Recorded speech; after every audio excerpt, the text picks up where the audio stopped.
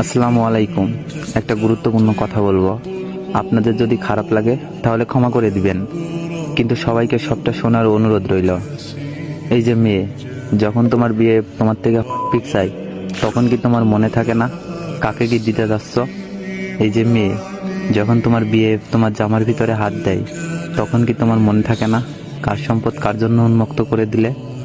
এই যে মেয়ে, যখন তোমার বিয়ের সাথে ঘন্টার পর ঘন্টার সময় কাটাও, তখন কি মনে থাকে না তুমি কার সম্মান নিয়ে মাঠে নামলে নিজেকে খোলা রেখে?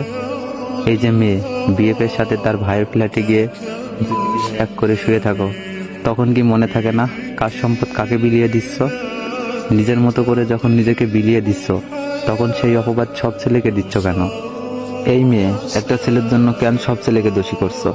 মজা কি শুধু ছেলেই নিয়েছে, তুমি নাওনি?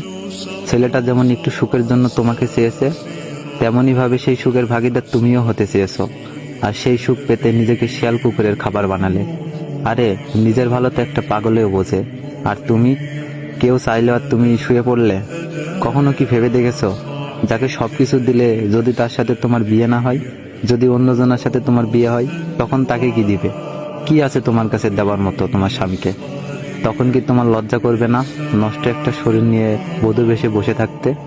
তুমি জানো না, ঈদের চাঁদ দেখলে মানুষ যতটা খুশি হয়, ততটা খুশি ঈদের দিনও হয় না। কেন জানো?